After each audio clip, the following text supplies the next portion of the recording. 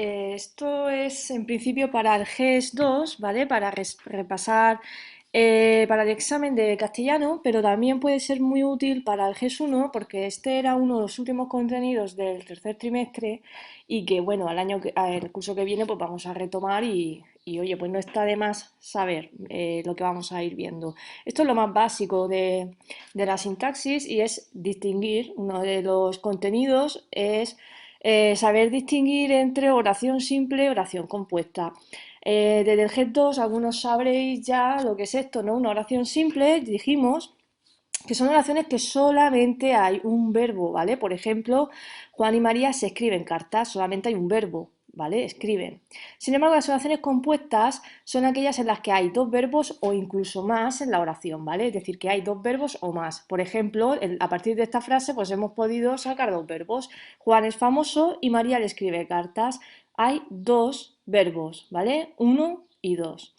Si os fijáis, y aquí lo señalo, para que haya una oración compuesta, normalmente vamos a tener nexos, ¿vale? Que son conjunciones, la categoría de las conjunciones, que son las que unirán estas oraciones, ¿vale? Porque por un lado tenemos una oración compuesta son dos oraciones realmente, ¿no? Fijaos, una oración que es Juan es famoso y otra oración que es María le escribe cartas, ¿eh? Veis que es una oración compuesta porque es solamente una, pero en realidad es como si fueran dos oraciones simples, que pasa a ser oración compuesta.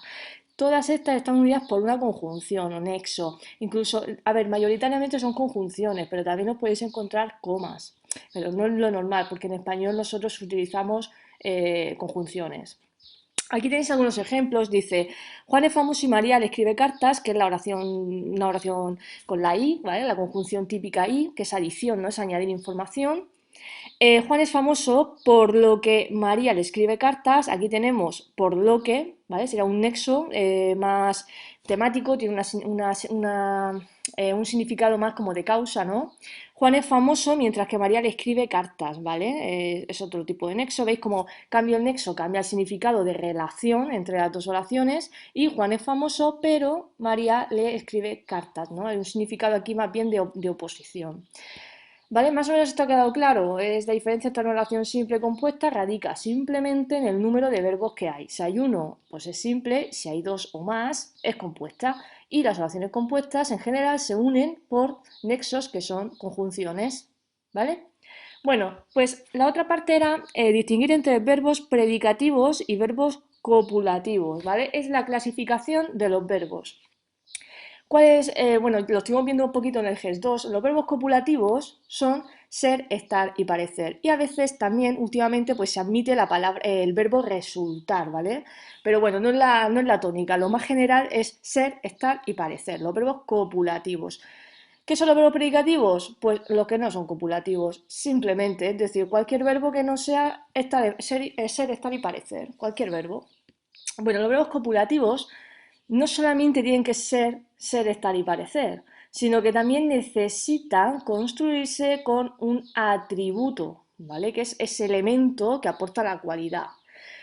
Forman predicados nominales, esto por eso sonará en el GES 2, que es un verbo copulativo, ¿no? Por esto, porque forman predicados nominales, ¿vale? Y aquí tenéis algunos ejemplos. Por ejemplo, Juan está harto de tanto estudiar, Juan es más alto que yo y Juan parece enfadado con nosotros. Si os fijáis, siempre hay como una cualidad, ¿vale? Un estado o una cualidad, enfadado es un estado anímico, alto es una cualidad física, harto es un estado anímico. Fijáis que los atributos siempre son estados o cualidades. Los verbos predicativos, el abanico es más amplio, es que es el resto de verbos, yo qué sé, pues será pues el 97% de los verbos del español. Y no se construyen con atributos, obviamente, sino con complementos, es decir, pues puede ser el complemento directo, el complemento indirecto, el régimen verbal y el predicativo, que no lo hemos visto y lo más seguro que no vamos a dar. Y nunca será un atributo, obviamente, si no es copulativo, pues no hay atributo. Y forman predicados verbales, ¿vale? Juan estudia matemáticas, Juan compra pescado en el mercado y Juan corre todos los días 2 kilómetros, ¿vale? Pues cada uno pues tiene un complemento. Y aquí tengo una advertencia bien grande y en mayúsculas, por favor, atención, porque esta es la trampa que siempre hay en los verbos copulativos y predicativos.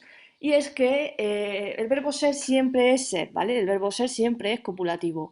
El problema es que en el caso de estar y parecer, pues puede ser copulativo o puede ser predicativo. ¿Cómo lo sé? Pues por los complementos y por el significado, ¿vale? Por ejemplo, el verbo estar puede ser predicativo y no copulativo cuando significa estar en un lugar y por tanto se construye con un complemento circunstancial de lugar.